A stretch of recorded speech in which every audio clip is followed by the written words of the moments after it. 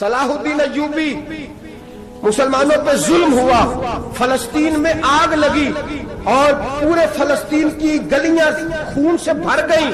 ایک دن کے اندر 70,000 مسلمان قتل ہوا۔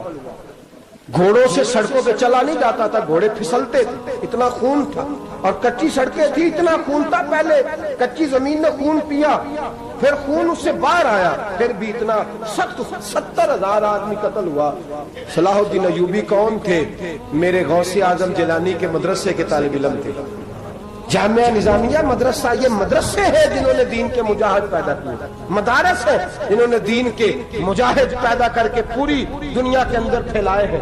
مدارس کے اندر دہشت گردی آئی، میں اختلاف نہیں کرتا، لیکن ابھی بھی مدرسے ہیں جن مدرسوں سے رسول اللہ کے دین کا سچا درس دیا جاتا ہے، امن، پیار اور محبت کی فضا کو عام کیا جاتا ہے وہ مدارس، اور انشاءاللہ قیامت کی صبح تک وہ مدرسے قائم رہیں گے۔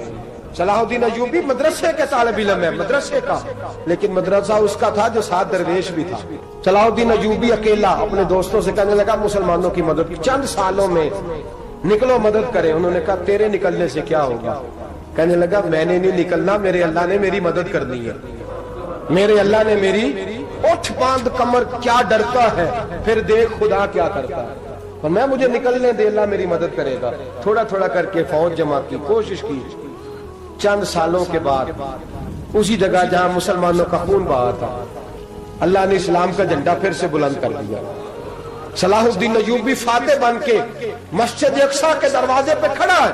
چند سال گزرے، عیسائیوں کا اپنا وہ ظلم ابھی یاد ہے، اور عیسائی سارے لیڈر کہتے ہیں تیاری کر لو، اب ہمارے بچے کاٹے جائیں گے، عورتیں بیوہ ہوں گی، گردنیں کٹیں گی، اب دیکھنا جتنا خون ہم نے بہایا تھا مسلمان اس سے دگنا بہائیں گے۔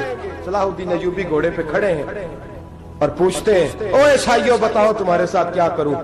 گردنیں جھک گئیں، جواب کوئی بھی نہیں۔ کہا تم نے 70,000 مسلمان ایک دن میں مارا تھا، بولو تمہارے ساتھ کیا کروں؟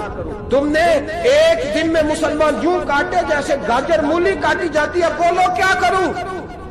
عیسائی کہنے لگے ہمیں اپنے ظلم یاد ہے، تشدد یاد ہے، بربریت یاد ہے، تو بہتر جانتا ہے تو نے کیا کرنا ہے۔ صلاح الدین ایوبی گھوڑے پہ فاتح کھڑا ہے، آنکھوں میں آنسو آئے، تڑپ کے رویا، کہنے لگا میں تمہارے ساتھ وہی سلوک کروں گا جو میرے مصطفیٰ نے قریش مکہ کے ساتھ فرمایا تھا، لا تصریب علیہ، جاؤ تم پر کوئی زیادتی، جاؤ تم آزاد ہو۔ اس نے کہا تو کر کیا رہا ہے؟ کہنے لگا میں کیا کروں، میں اس محمد کا ماننے والا ہوں جس نے معاف کرنا سکھایا ہے صلی اللہ علیہ وسلم، میرے پیروں میں زنجیر ہے رسول اللہ کی غلامی کی، جاؤ تم آزاد ہو۔ اس نے کہا تم آزاد ہو، لوگوں نے کلمہ پڑھنا شروع کر دیا، اشہد ان لا الہ الا اللہ واشہد ان محمدن عبدہ۔ سارے قبیلے کے کچھ نہ کچھ لوگ مسلمان، ایک قبیلہ رہ گیا مسلمان نہیں ہوتا۔ صلاح الدین ایوبی اپنے خیمے میں بیٹھے ہیں تو ایک بی بی آ گئی، اس قبیلے کا کوئی شخص مسلمان نہیں ہوتا۔ بی بی آئی، آگے کہنے لگی میرے 4 بیٹے جنگ میں کھو گئے، چھوٹے چھوٹے بچے جنگ میں کھو گئے، مل نہیں رہے، فوجیوں کو حکم دے مجھے میرے بچے تلاش کر کے دیں۔ صلاح الدین ایوبی نے جھٹ پٹ سر پہ امامہ باندھا، نیزہ پکڑا، سینے بند باندھا، اپنے جبے کو سمیٹا اور باہر کہنے لگی تو کدھر جا رہا ہے؟ کہنے لگا میں خود تیرے بچے تلاش کر کے دوں گا۔ صلاح الدین چند سپاہی ساتھ گلی گلی نکلے، گلی گلی فجر کے نکلے، اثر ہو گئی، تھک گئے، 2 نمازیں صحرا میں پڑھی، جنگل کے اندر پہنچے تو ایک کونے میں 4 بچے ایک جگہ ڈرے اور سہمے ہوئے بیٹھے ملے۔ صلاح الدین ایوبی اٹھا کے لائے، ماں کو کہنے لگے تیرے بچے ہیں، نکلا اس لیے تھا کہ میرے نبی نے فرمایا بچے جدا ہوں تو ماں کو درد بڑا ہوتا ہے، اور میرے رسول نے فرمایا تھا جب جنگ کرنے جاؤ تو کھیت برباد نہ کرنا، فصلیں تباہ نہ کرنا، بچوں کو ماں سے جدا نہ کرنا۔ فرمایا میں سوچ رہا تھا تیرے بچے کہیں میری وجہ سے جدا ہو گئے تو مصطفیٰ کو جواب کیا دینا؟ فرمایا تیرے بچے ڈھونڈ کے لایا ہوں۔ بچے ماں کے پاس آنے لگے تو ماں نے بڑے بیٹے کے منہ پہ تھپڑ مارا، کہتا ہے اماں کیا ہوا؟ کہنے لگے تو نے سنا نہیں کہ دشمن کے بچوں کی اتنی حفاظت کرتا ہے، میرے پاس نہ جا، اس کے قدموں میں بیٹھ جا، جس نبی کے غلام اتنے سچے ہیں وہ نبی کتنا سچا ہوگا۔ جس نبی کے نوکر اتنے کھڑے ہیں وہ نبی کتنا کھڑا ہوگا؟ جا کے کلمہ پڑھ لے۔ مسلمانوں کی نا ایک تعداد لڑتے لڑتے دور چلے گئی، تاتاریوں نے قید کر لیا۔ 4 مسلمان تھے، تبلیغ کرنے گئے، جنگ کرنے گئے، جہاد کرتے کرتے کافروں سے لڑتے تاتاری قوم میں چلے گئے، وہاں قید کر لیے گئے تو سزائے موت کا حکم ہوا۔ 4 بزرگ تھے، سزائے موت کا حکم ہوا تو تاتاری بادشاہ جو تھا وہ بڑا خلاف تھا، بڑا سخت مخالف تھا مسلمانوں کے۔ اس نے کہا کہ ان کو جب پھانسی دینا تو مسلمانوں کو تو میرے سامنے دینا۔ اب 4 عالم ہیں، 4 صوفی ہیں، سفید داڑیاں، سر پہ امامے۔ پھانسی کا وقت آیا تو جو پھانسی گھاٹ ہے وہ ایک ہے، چاروں کو اکٹھے پھانسی نہیں ہو سکتی۔ ایک کو کہا کہ ایک ایک کر کے ان کو پھانسی دو۔ جب پھانسی کا وقت آیا نا تو جو سب سے پیچھے صوفی تھے وہ دوڑ کے آگے آئے، کہنے لگے بادشاہ پہلی باری میری لگا پہلی۔ اب بادشاہ نے کہا ٹھیک ہے اسے لٹکا دو۔ وہ قریب آئے تو دوسرے دوڑ آئے، کہنے لگے نہیں پہلی باری میں نے زیادہ کافر قتل کیے، میرا بڑا جرم ہے، مجھے پہلے سزا دو۔ ان کو پھانسی دینے لگے تو تیسرے آ گئے، کہنے لگے نہیں یہ تو میرا قتل کرتا تھا، رستے میں بتایا کرتا تھا، ڈھونڈ کے میں بتلاتا تھا کہ یہاں زیادہ تعداد ہے، مجھے پہلے پھانسی دو۔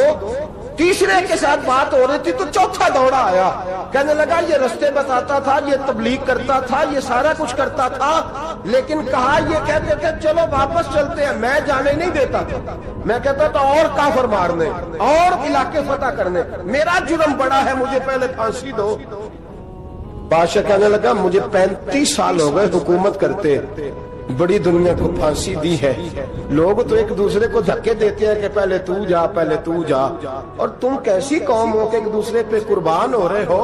کہنے لگا تم ایک باپ کی اولاد ہو، جاگ رہے آپ لوگ؟ تاتاری بادشاہ، کافر بادشاہ، اسلام کی مخالفت کر دیں، ایک باپ کی اولاد ہو کا نہیں، ایک قبیلے کے رہنے والے ہو کا نہیں، ایک ملک کے رہنے والے ہو نہیں۔ اس نے کہا رشتہ کیا ہے تمہارا، رشتہ کیا ہے؟ تو بول کے کہنے لگے خدا ایک ہے، نبی ایک ہے، خدا ایک ہے اور نبی منفرد ایک ہے، اس قوم کی نقصان بھی ایک ہی، سب کا نبی، اللہ بھی، قرآن بھی ایک۔ کیا ہی اچھا تھا ہوتے اگر مسلمان بھی ایک، یوں تو سید بھی ہو، مرزا بھی ہو، افغان بھی ہو، تم سبھی کچھ ہو، بتاؤ کہ مسلمان بھی ہو۔ فرمایا ہمارا اللہ ایک ہے، نبی ایک ہے، تو کہا پھر ایک دوسرے پہ جان کیوں دیتے ہو؟ فرمایا ہمارے نبی نے ہمیں بھائی بھائی بنا دیا ہے، بھائی کا دل نہیں کرتا اس کی آنکھوں کے سامنے بھائی چلا جائے، ہمارا دل نہیں کرتا پہلے مجھے دے۔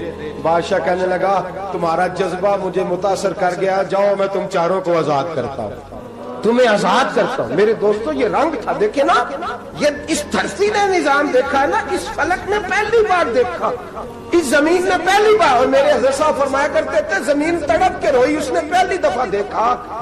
احد کا میدان ہے، 3 صحابہ تپتی ہوئی زمین پہ زخموں سے چور چور پڑے ہیں۔ حضرت انس بن نضر رضی اللہ تعالیٰ عنہ پانی کا پیالہ لے کے پہنچے، ایک زخمی سے کہا تجھے پانی پلانا ہے، تو کہنے لگا میرے زخم تھوڑے ہیں، وہ جو ساتھ پڑا اس کے زخم گہرے ہیں، پہلے اسے پانی پلا دے، جا اسے دے دے۔ اس کے پاس پہنچے تو وہ کہنے لگا وہ مجھ سے پہلے گرا تھا، اس کا زخم زیادہ گہرا ہے، اسے پانی پلا۔ تیسرے کے پاس گئے تو کہنے لگا چوتھا تڑپ زیادہ رہا ہے، اس کی عمر زیادہ ہے، میں تو جوان ہوں برداشت کر لوں، بڑھاپے کی وجہ سے نڈھال ہو گیا، پہلے اسے پانی پلا۔ چوتھا کہنے لگا 5ویں کے پاس جا، 5واں کہنے لگا 6 کے پاس جا۔ حضرت انس بن نضر کہتے میں رو پڑا، میں نے کہا محمد کے غلاموں، رسول نے تمہیں کیسا جذبہ دے دیا ہے، زبانیں پیاس سے باہر ہے لیکن تمہاری اخوت مرتے دم تک قائم ہے۔ کہتے میں 7ویں کے پاس گیا تو کہنے لگا اگر 6 قربانی دے سکتے ہیں تو مجھے خود غرض نہ سمجھ، میں نے نہیں پانی پینا، جا پہلے کے پاس لے جا۔ کہتے میں پہلے کے پاس آیا تو روح پرواز کر گئی، دوسرے کے پاس آیا تو روح پرواز کر گئی، میں 7ویں تک آیا تو انتقال کر گئے۔ کہتے ہیں پانی کا پیالہ میں نے اٹھایا اور میں نے زمین پہ رکھا تو میں نے کہا پانی کھوا رہنا، محمد کے غلام مر تو جاتے ہیں پر ایک دوسرے کا خیال بڑا رکھا کرتے ہیں، گھوا رہنا یہ مر جایا کرتے لیکن ایک دوسرے کا درد۔ میرے دوستو لٹا ہوا برما، روتے ہوئے مسلمان، سسکیاں اور آہیں لیتی ہوئی مائیں پوچھتی ہیں اے خاصا اے خاصان رسول، وقت دعا ہے، امت پہ تیری آ کے عجب وقت پڑا ہے، وہ دین جو بڑی شان سے نکلا تھا وطن سے، پردیس میں وہ دین آج غریب الغربا ہے۔ فریاد ہے اے کشتی امت کے نگہباں، بیڑا یہ تباہی کے قریب آن لگا ہے۔ اور کیا خوبصورت جملے کہے تھے کہ نبی پاک صلی اللہ علیہ وسلم نے، حضور نے فرمایا تھا میرا مومن ایک جان کی طرح ہوتا ہے، ایک جان کی طرح ہوتا ہے، ایک کو تکلیف ہو جسم کے ایک حصے کو سارا حصہ پریشان ہوتا ہے۔ فرمایا یہ ایک مکان کی طرح ہے، ایک اینٹ دوسری اینٹ کو مضبوط کرتی ہے۔ فرمایا یہ مضبوط لوگ ہیں، یہ مضبوط لوگ۔ حضرت عمر فاروق کا زمانہ ہے، ایک آدمی نے سیری بھیج دی ایک گھر میں بطور تحفہ، قحط کا زمانہ تھا، گوشت ملتا نہیں تھا، جانور، ایک آدمی نے سیری بھیج دی ایک آدمی کے گھر میں۔ اس نے کیا کیا؟ اس نے اپنی بیوی سے کہا ہماری تو خیر ہے، ساتھ والا پڑوسی زیادہ غریب ہے، ادھر نہ بھیج دے، یہاں گندم امیر شہر کی ہوتی رہی خراب اور بچی کسی فقیر کی فاقوں سے مر گئی۔ کہا ساتھ والے پڑوسی کے گھر سے میں کئی دنوں سے بھوک کی آوازیں، وہاں بھیج دے۔ اس کے گھر گئی تو اس کی بیوی شوہر کو مشورہ دیتی ہے، کہتی ہے میرے بچے تو دلیر ہے، ساتھ والے کے چھوٹے ہیں، وہ گزارا نہیں، ادھر نہ بھیج دے۔ ادھر گئی۔ ایک روایت ہے 7 گھر، ایک روایت ہے 21 گھر، 21 گھروں میں گھومتی ہوئی وہ سری پھر پہلے کے گھر میں آ گئی اور پہلا صحابی کہنے لگا صرف تو نے ہی محمد کا کلمہ نہیں پڑھا، باقی بھی اس نے بھی پڑھا ہوا ہے، صرف تو نے ہی رسول اللہ سے یہ درس نہیں لیا، باقیوں نے بھی لیا ہے، اور صرف تیرے اندر ہی جذبہ اظہار نہیں، تو ہی صرف مسلمانوں سے پیار نہیں کرتی، سارے ہی پیار کرتے ہیں۔ وہ سری پھر آ گئی، اب کیا کرنا ہے؟ اب کیا کرنا ہے؟ تو امام نبوی نے لکھا ہے، وہ کہنے لگی کرنا کیا ہے، پکاؤں گی میں اور کھائیں گے 21 گھر، پھر بھی اکیلے نہیں کھائیں گے، پکاؤں گی میں اور کھائیں گے 21 گھروں کے مطابق شوربہ پکا، اور پھر برتن میں ڈال کے وہ بی بی ایک کے گھر کا دروازہ کھٹکھٹاتی ہے، کہتی ہے مصطفیٰ کے غلاموں نکلو باہر اور کھاؤ، اس لیے کہ جس نبی نے مجھے پیار کا حکم دیا اسی نے تمہیں بھی پیار کرنا سکھایا ہے، یہ رنگ چشم فلک نے سکھایا ہے۔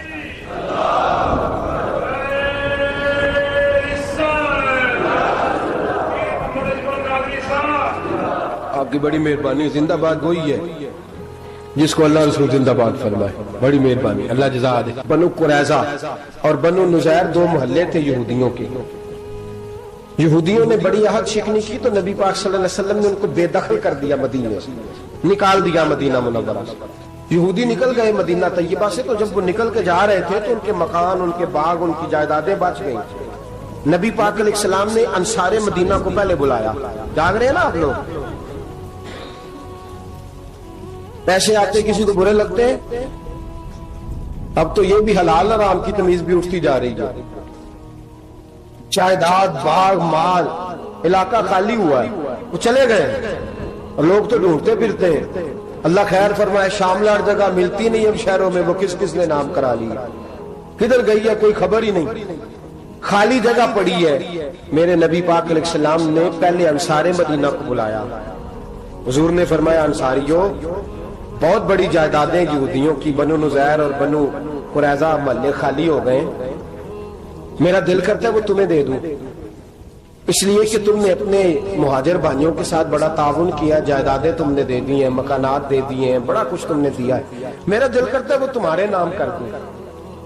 تو انصار مدینہ کیا کہنے لگے یا رسول اللہ دے تو ہم نے دیا ہے پر وہ بیچارے جھچکتے ہی رہتے ہیں، وہ جھچکتے ہی رہتے ہیں، کھول کے ہماری چیزیں استعمال نہیں کرتے، تو حضور ہم تو پہلے ہی انصار ہیں، ہمارے پاس بڑا کچھ ہے، آپ مہربانی فرمائیں وہ سارا کچھ مہاجروں کو دے دے، مہاجرین کو ہمیں نہیں چاہیے۔ اب چلے گئے بات کر کے، میرے حبیب پاک نے مہاجروں کو بلا لیا، فرمایا بنو نذیر اور بنو قریظہ قبیلے کی جائیدادیں آئی ہیں، تمہارے پاس بظاہر جو چیزیں ہیں بھی وہ بھی انصار مدینہ کی ہیں، تو میرا یہ خیال ہے کہ وہ سارا کچھ تمہیں دے دیا جائے۔ ابو بکر صدیق رضی اللہ تعالیٰ عنہ کہنے لگے یا رسول اللہ صلی اللہ علیہ وسلم ہمارے انصار بھائیوں نے ہمارے لیے دل تک کھول دیے ہیں، حضور انہوں نے ہر چیز بانٹ کے ہمارے سامنے رکھ دی ہے، ہم اتنے خرد غرض ہیں کہ سارا کچھ لپیٹ جائیں۔ کہ حضور ہمارے پاس جو مکان ہے وہ ہے، ہم کاروبار کر رہے ہیں، تجارتیں کر رہے ہیں، مزدوریاں کر رہے ہیں، ہم انشاءاللہ اور بنا دیں گے، آپ یہ ہماری طرف سے ہمارے انصار بھائیوں کو گفٹ کر دیں۔ آپ انہیں دے دیں. میرے حبیب کی آنکھوں میں آنسو آ گئے. میرے نبی پاک علیہ السلام رو پڑے. یا رسول اللہ آپ کیوں روتے ہیں؟ فرمایا تمہارا یہ بھائی چارہ قائم رہا تو اللہ اسلام کو بڑی قوتیں عطا فرمائے گا. اللہ طاقتیں دے گا اسلام کو اگر تمہارا یہ رنگ قائم رہا، یہ انداز. میرے غلاموں تمہارے یہ طور طریقے، ایک بھائی کہتا ہے دوسرے کو، دوسرا کہتا ہے تیسرے کو. عرض یہ کرنے جا رہا تھا کہ رسول کریم صلی اللہ علیہ وسلم نے یہ پیغام دیا امت کو. فرمایا دیکھیں نا کتنے بڑے لفظ ہیں. یہ نہیں فرمایا دوزخ میں جائے گا، یہ نہیں فرمایا کہ اسے جہنم کی سزا ملے گی. میرے نبی نے فرمایا میں اسے مومن مانتا ہی نہیں، میں اسے مسلمان اپنا مانتا ہی نہیں. حضور کسے؟ فرمایا جو پیٹ بھر کے کھاتا ہے اور اس کا ہمسایہ بھوکا سو جاتا ہے. میں مومن ہی نہیں مانتا. سزا تو تب ملے گی نا کہ جب میں کسی سزا کا اعلان کروں. میں مانتا ہی نہیں، وہ میرا ہے ہی نہیں. خود پیٹ بھر کے کھا رہا ہے، ہمسایہ اس کا بھوکا. میں نہیں مانتا انما المؤمنون اخوہ، مومن بھائی بھائی. میں مانتا ہی نہیں اسے. اور میرے حبیب پاک اتنے بڑے لفظ حدیث میں اور کہیں نہیں ملیں گے آپ کو، اتنے بڑے جملے کہیں نہیں ملیں گے. میرے نبی پاک نے فرمایا اللہ کہے گا قیامت کے دن. کون؟ اتنے بڑے لفظ حدیثوں میں ملتے نہیں جتنے یہ ہیں. حضور نے فرمایا رب فرمائے گا بندے سے کہ میں تیرے پڑوس میں بھوکا تھا، تو نے مجھے روٹی کیوں نہیں کھلائی؟ کون کہہ رہا ہے؟ اللہ کہ میں بھوکا تھا تو نے روٹی نہیں دی، میں ننگا تھا تو نے کپڑا نہیں دیا، میں پیاسا تھا تو نے پانی نہیں پلایا، میں بیمار تھا تو تیمارداری. یا اللہ نہ تو کھاتا ہے، نہ پیتا ہے، نہ کپڑا پہنتا ہے، نہ تو بیمار ہوتا ہے. لا تاخذہ سنۃ ولا نوم، تجھے بیماری آتی نہیں، اونگ نیند نہیں آتی. میرے مالک تو میرے پڑوس میں تھا. حضور فرماتے ہیں رب فرمائے گا وہ جو بندہ تیرے پڑوس میں بھوکا تھا تو بندہ تو میرا ہی تھا نا. وہ جو بندہ تیرے پڑوس میں ننگا تھا تو بندہ تو میرا ہی تھا نا. وہ جو تیرے پڑوس میں پیاسا تڑپتا رہا تو وہ میرا ہی بندہ تھا. تو دوائی لینے جائے تو بڑے اسپتال میں اور اس بیچارے کو 20 روپے پرچی کے بھی میسر نہ آئے تو میرا ہی بندہ تھا. میرے دوست خیال کر اور یاد رکھ یہ جو ہمسائے ممالک میں ظلم ہوتے ہیں، زیادتیاں ہوتی ہیں. ہمارے گھر کا پنکھا اچھا چلتا ہے، ہم جلوس اس وقت نکالتے ہیں جب ہماری لائٹ بند ہوتی ہے. ہم جلوس اس وقت نکالتے ہیں جب ہمارا ایسا جو ہمیں تنگ کرتا ہے. ہم اس وقت درد محسوس کرتے ہیں جب ہمارے گھر تک آگ آ جاتی ہے. یہ جو باہر آگ جل رہی ہے یہ تیرے گھر بھی آ سکتی ہے. یہ جو باہر فساد ہو رہا ہے یہ تیرے دروازے تک آ سکتا ہے. میرے رسول پاک نے ایک جان، مسلمان کو ایک جان قرار دیا. مجھے بتائیے انگلی کو کٹ لگ جائے، مسلمان ایک جان ہے نا. انگلی کو لگ جائے کٹ، دماغ کہتا ہے میں نے نہیں سوچنا اس کے بارے میں نے اس کے درد کو محسوس ہی نہیں کرنا. انگلی کی درد ہے، انگلی جانے اس کا کام جانے. ایسے ہی ہوتا ہے نا. بولے پیروں سے کہتے ہیں، انگلی کہتی ہے چل ڈاکٹر کے پاس، پیر کہتے ہیں نہیں میں نے نہیں جانا. انگلی کا کام ہے انگلی جائے. ایسے ہی ہے نا. دل سے کہتے ہیں تو تڑپ تھوڑا سا، انگلی کو درد ہے، کہتے میں کو تڑپوں، انگلی کا معاملہ انگلی جانے اس کا کام جانے. ٹیلی فون کرنا ہے ڈاکٹر صاحب کا پتہ کرنا ہے، دکان کہتے ہیں میں نے نہیں بات سننی ڈاکٹر صاحب کی، زبان کہتی ہے میں نے نہیں بولنا، انگلی جانے. ایسا ہوتا ہے. پیر احتجاج کر دے کہ میں نے ڈاکٹر کے پاس میں کچھ چکر کھاتا پھروں ڈاکٹر کی دکان کی. انگلی کو درد ہے انگلی جانے. ایسا ہوتا ہے بھئی. میرے رسول پاک نے فرمایا مسلمان ایک جان ہے. تو درد برما کے مسلمانوں کو ہو رہا ہے تو پاکستانی کہہ رہے ہیں کوئی بات نہیں، وہ جانے ان کا کام جانے. ایک جان ہے نا. درد ہونا چاہیے، تکلیف ہونا چاہیے. پھٹے پہ باتیں ہوتی ہیں اس موضوع پہ، اسمبلی پہ گفتگو ہوئی ہے اس موضوع پہ. آپ کی صوبائی اسمبلیاں اس موضوع پہ بولی ہیں، آپ کے کونسل اس موضوع پہ بولے. ہم تو اپنی اپنی سیاستیں، اپنے اپنے تماشے، اپنے اپنے چکروں میں لگے ہوئے. وہ دریا کے اندر سسکتے مسلمان، بنگالی کہتے ہیں ہمارے نہیں، برمی کہتے ہیں ہمارے نہیں، پاکستانی کہتے ہیں ہمارے نہیں، ترکی کہتے ہیں وہ کس کے ہیں؟ وہ کس کے ہیں؟ وہ اللہ کے بندے ہیں، محمد عربی کے غلام ہیں صلی اللہ علیہ وسلم. لیکن میرے دوستو کیا ہمیں کیا غرض ہے؟ وہ جانے ان کا کام جانے. یہ جب تیرے پیروں تک آگ آئے گی پھر تجھے پتا چلے گا یہ بڑی سخت آگ ہے. آج جس کافر نے برما پر عرصہ دراز تنگ کیا ہے، مسلمان تھوڑے تھوڑے مفاد لینے کی خاطر نا بنو عباس اور بنو امیہ کی جنگ چل رہی تھی. بنو عباس جو تھے وہ غالب آ گئے، بنو امیہ جو تھے ان کی حکومت ختم ہو گئی. تو عیسائیوں نے بنو امیہ سے کہا کہ ہم تمہارے ساتھ تعاون کرتے ہیں، ہم تمہارے ساتھ تعاون کرتے ہیں اور بنو عباس پہ غلبہ پا کے تمہیں حکومت دلاتے ہیں. بنو امیہ بڑی جدوجہد کر رہے تھے بادشاہی کے لیے، لیکن انہوں نے کہا کہ ہم لڑ رہے ہیں، کوشش کر رہے ہیں، لیکن ہمیں کسی کافر کی مدد کی ضرورت نہیں. ہم جتنا مرضی لڑیں لیکن کافروں کے ہاتھوں بنو عباس کو مروانے کو ہم تیار نہیں ہیں. ہمیں خبردار، تمہارا آپس کا معاملہ ہے، ہم خود نمٹ لیں گے. تمہیں اجازت نہیں دیتے تم اندر کودو اور کود کر کے تم فسادات پیدا کرو اور مسلمانوں کے اندر تقسیم کرو. میرے دوستو، مسلمان کو سوچنا چاہیے، سوچ بڑی رکھنی چاہیے. گھر کی جنگ سے نکل آ، اب بہو ساس کے جھگڑے سے باہر آ جا. اب محلے کی سیاست چھوڑ کے باہر کا سوچ. اب اسلام کو تیری حاجت ہے. اب پوری دنیا جب مسلمان کو دیکھے نا، فیس بک یوز ہوتی ہے، اس پہ نوجوان جب اسلام کی بات کرنے لگے گا، اس پر جب بڑا اسلام کی بات کرنے لگے گا، پوری دنیا میں پیغام جائے گا کہ مسلمان اب جاگنے لگا ہے، مسلم خابیدہ بیدار ہونے لگا ہے. اب اس کی آنکھیں کھلنے لگی ہیں. اب یہ اپنے مذہب کی بات کرتا ہے. اب یہ اپنے ملک سے، صوبے سے، برادری سے نکل کر بولتا ہے. اب یہ کہتا ہے کہ بازو تیرا توحید کی قوت سے قوی ہے، اسلام تیرا دیس ہے، تو مصطفی ہے. اب یہ بڑی سوچ رکھتا ہے. اب یہ عالمی بات کرتا ہے. میرے دوستو، ہمارا تو حال یہ ہے. امام اعظم ابو حنیفہ کا فتویٰ ہے، آپ فرماتے ہیں جو مولوی عالمی حالات سے باخبر نہ ہو وہ جمعے کی تقریر نہ کرے، وہ مسلمانوں کی رہنمائی نہیں کر سکتا. عالمی حالات سے جو خبردار نہ ہو. تو جس کو چھٹی ہو جائے، تو نے ختم نہیں پڑھا، دوڑ جا مسجد سے. تو ختم نہیں پڑھتا ہمارے، تجھے پتہ ہی نہیں دکان رہتا ہے، بھاگ جا. وہ عالمی حالات پہ بات کرے گا، کیونکہ بیچارے کو تو پتہ ہے میری سویرے چھٹی ہو جانی. سیاست کا لفظ چھیڑا نہیں تو میں گیا نہیں.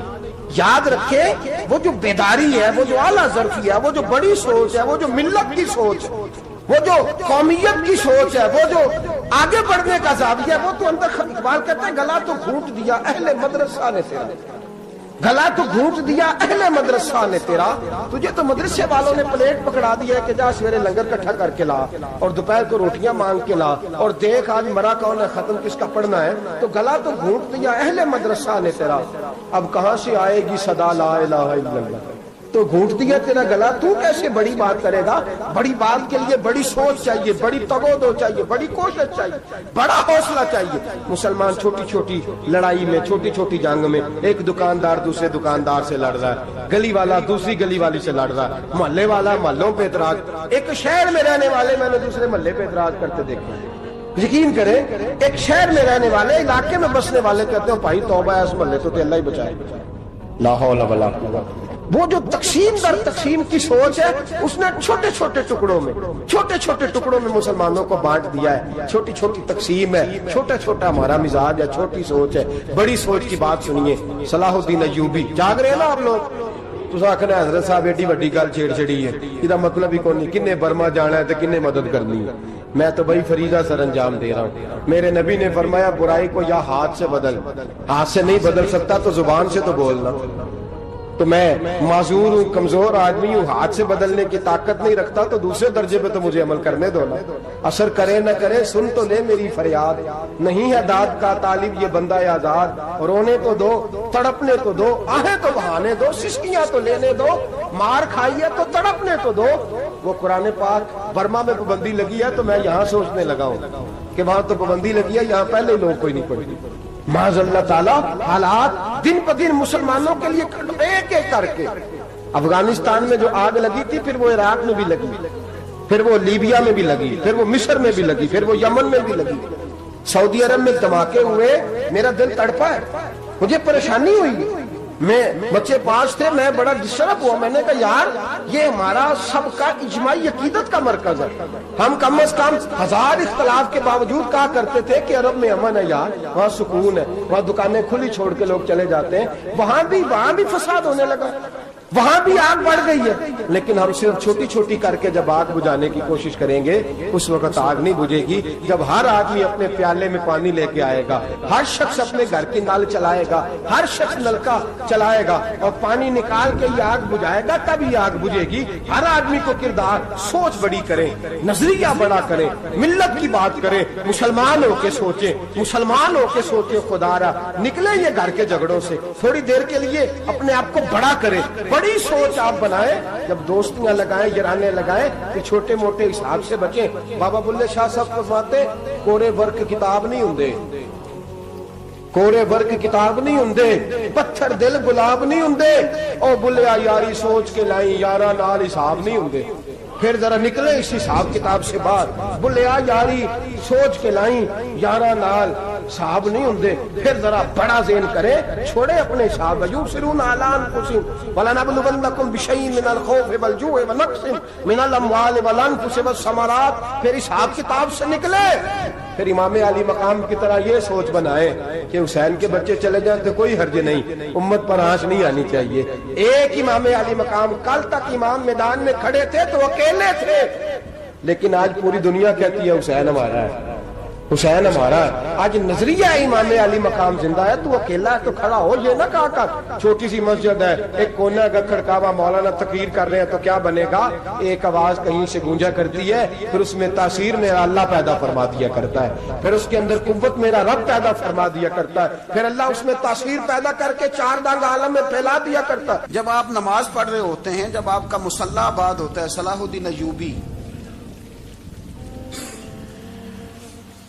ایک بزرگ سے ملاقات ہو گئی، بیت المقدس پر قبضہ تھا عیسائیوں کا، تو صلاح الدین بڑے پریشان تھے۔ وہ بابا جی کہنے لگے پتر کیا ہوا؟ کہنے لگے حضور پتہ چلا ہے دشمن کے 2 بحری بیڑے اسلحہ لے کے آ رہے ہیں، مسلمان پہلے ہی کمزور ہیں، اور اب اگر 2 بحری بیڑے اور آ گئے تو حضور مسئلہ بن جائے گا۔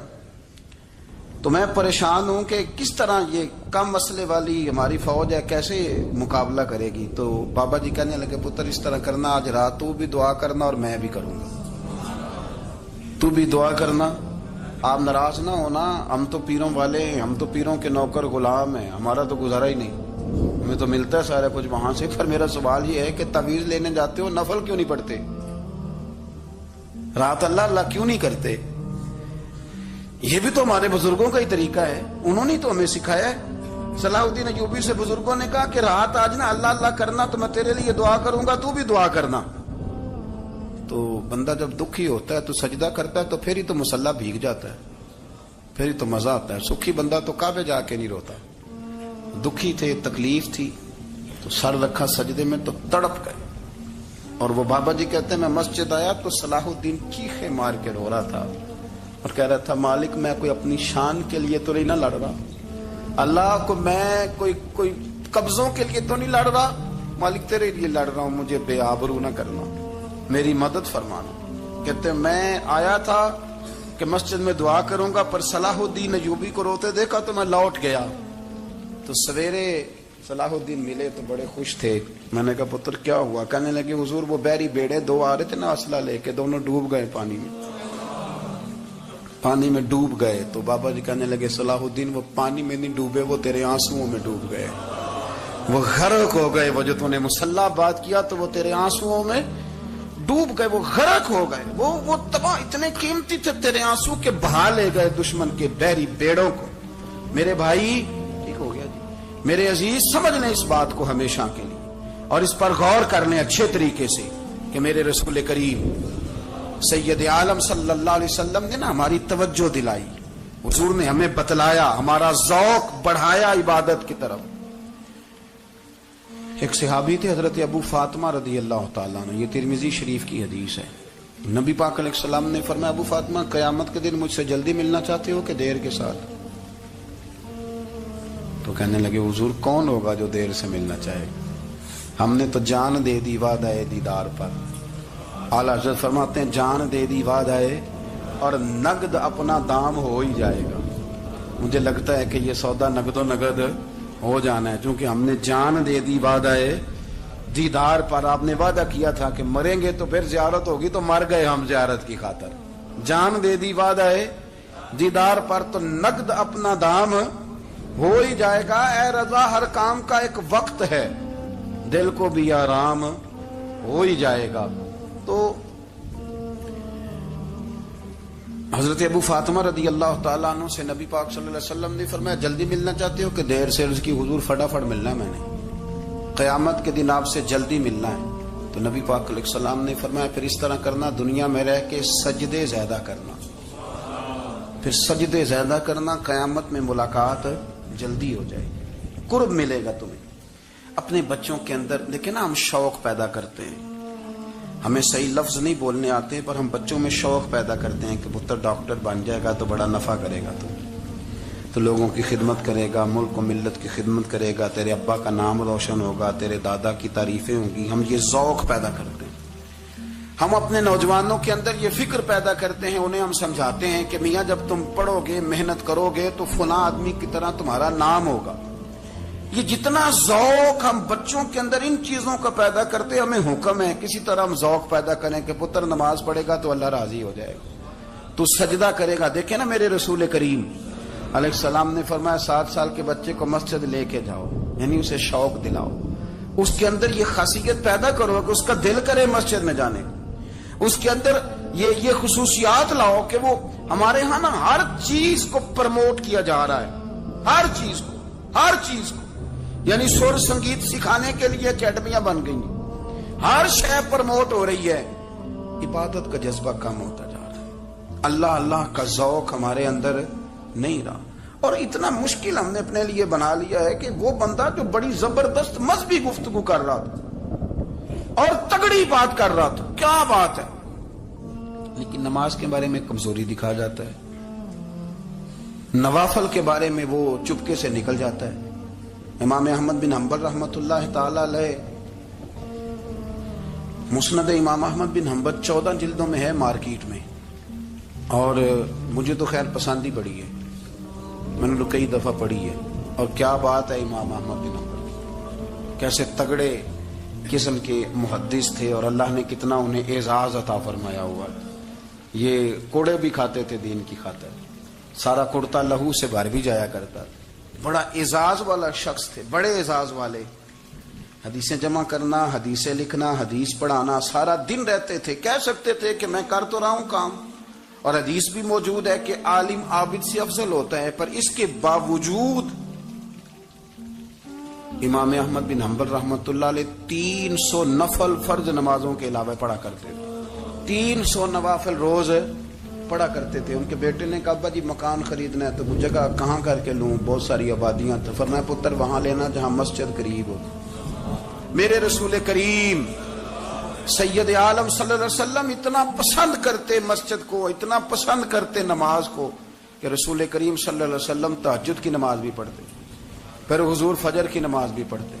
نبی پاک وتر کو الگ کر کے پڑھتے، عشاء کے ساتھ نہیں پڑھتے. یہ تو ہم اس لیے اجازت دی ہمارے بزرگوں نے کہ بعد میں اٹھے گا کون علیحدہ وتر پڑھنے کے لیے، عشاء کے ساتھ پڑھ لے. وتر پڑھتے، تہجد پڑھتے، فجر پڑھتے، اشراق پڑھتے، چاشت پڑھتے، پھر مغرب کی نماز کے بعد 6 رکعت اوابین پڑھتے، پھر رات کو صلاۃ اللیل پڑھتے. سیدہ عائشہ صدیقہ کہتی ہیں زمانہ سو جاتا اور میرے رسول مصلی بچھا کے کھڑے ہو جاتے. او یار کھیتی باڑی کر کے نہیں، محنت مزدوری کر کے نہیں. جناب عائشہ کہتی ہیں میں یہ بھی دیکھتی کہ حضور ایک آیت شروع کرتے تو ساری رات اسی کو پڑھتے، اور میری نظر جاتی تو قدم مبارک پہ ورم آ جاتا. یار نماز پڑھ کے اتنی مشقت کر کے، اتنی جد و جہد کر کے ورم آ گیا. یا رسول اللہ اتنی محنت کیوں کرتے ہو؟ فرمایا افلا اکون عبدا شکورا، کیا میں اپنے رب کا شکر گزار بندہ نہ بنوں؟ صحابہ کا ذوق عبادتوں کا، ریاضتوں کا، تلاوتوں کا، طبیعت ہے ان کی. وہ ایک دوسرے کو، حضرت مولا علی شیر خدا کرم اللہ تعالی وجہہ الکریم کے زمانے میں روم کے بادشاہ نے کہا یار یہ مسلمانوں کا پتہ تو کرو، یہ آخر کیوں اتنے زیادہ مجاہد ہیں.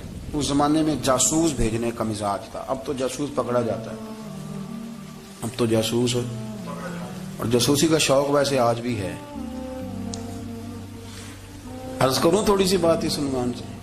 پتہ ہے کیا ہمارا مسئلہ ہے؟ ہم جہاں جاتے ہیں نا وہاں تھوڑی خوشبو سونگنے کی کوشش کرتے ہیں. وہ کیا ہے تو یہ کیا ہے تو ادھر کیا ہے تو تھوڑا سا ادھر کیا ہے. میرے رسول پاک پڑھیے درود شریف، سارے پڑھیے ذرا زور سے صلی اللہ تعالی. نبی پاک علیہ السلام نے فرمایا جاسوسی نہ کرنا ورنہ تم بندوں کو خراب کر دو، اور فرمایا اس طرح نہ ہو کہ تم کسی کے اب کھول نہ نکلو تو تمہارے پہلے کھول جائیں. یہ جو ذوق ہے نا یہ ختم کریں، چھوڑیں. مطلب آپ کس چکر میں پڑے ہوئے ہیں؟ اتنی زیادہ توجہ کرنے کی کیا ضرورت ہے؟ کام سے کام رکھیں، اس میں بندہ تھوڑا سا نا آسان رہتا ہے. یہ جو بہت زیادہ ٹٹولنے والے لوگ ہوتے ہیں نا وہ بےچارے پھر عمر ٹٹولتے ہی گزار دیتے ہیں. اس لیے کہ مزاج ہی بہت پکا ہے، بوری کا منہ کھول کے اندر تک ہاتھ ڈالنا، تو پھر کئی دفعہ سامنے سے بچھو بھی لڑ جاتا، خرابی ہوتی۔ تو جاسوسی کی جاتی تھی، اس نے بھی جاسوس بھیجے، کیونکہ قبیلوں کے لوگ تھے، کچھ مسلم کچھ کافر، پہچانے نہیں جاتے تھے لوگ، تو کچھ لوگ اس نے بھیجے، انہوں نے آ کے نا تحقیق کی، ریسرچ کری کہ آخر ماجرا کیا ہے۔ تو واپس جا کے انہوں نے رپورٹ دی نا روم کے بادشاہ کو، اس رپورٹ کا ایک جملہ بڑا شاندار ہے، وہ کہنے لگا بادشاہ ہمیں مسلمانوں کی کوئی سمجھ نہیں آئی، ہمیں کوئی سمجھ نہیں آئی۔ انہوں نے کہا کیوں نہیں سمجھ آئی؟ کہنے لگے یار عجیب بندے ہیں، جب رات مسلح پہ بیٹھتے ہیں تو یوں لگتا ہے ان کا دنیا سے رشتہ ہی کوئی نہیں، کوئی کسی کو نہیں جانتا، کوئی اپنے دکھ سنا کے رو رہا ہے، کوئی اپنی بات کر کے رو رہا ہے، لگتا ہے کہ ان کا کوئی رشتہ ہے ہی نہیں جب مسلح پہ بیٹھتے ہیں۔ اور فرمایا جب سویرے یہ جہاد کرنے نکلتے ہیں تو لگتا ہے ان سے زیادہ دلیر ہی کوئی نہیں۔ حالانکہ جو مسلحوں پہ رونے دھونے کے لوگ ہوتے ہیں وہ کئی دفعہ جہاد میں کام نہیں کرتے، لیکن عجیب لوگ ہیں کہ رات کے راہب ہیں، دن کے مجاہد ہیں، کوئی سمجھ نہیں آتی۔ میرے عزیز، ان لوگوں نے مسلح آباد کر کے رکھا، تلاوتیں ان کا ذوق رہی، منظر روز پڑھنا، اسباق پڑھنا، وظائف پڑھنا، یہ ان کا ذوق رہا۔ اعلیٰ حضرت بریلوی رحمت اللہ نے 1000 کتاب لکھی ہے، لیکن الوظیفۃ الکریمہ کے نام سے جو وہ صبح و شام وظائف پڑھتے تھے وہ الگ انہوں نے ان کو بیان کیا، پابندی کے ساتھ اپنی اللہ اللہ کرتے۔ شیخ شہاب الدین سہروردی رحمت اللہ علیہ، اس پر ایک بندے نے اعتراض کیا، اس نے کہا جی آپ کس قسم کے صوفی ہیں، مرید بیٹھے ہیں اور آپ وہاں نفل پڑھ رہے ہیں؟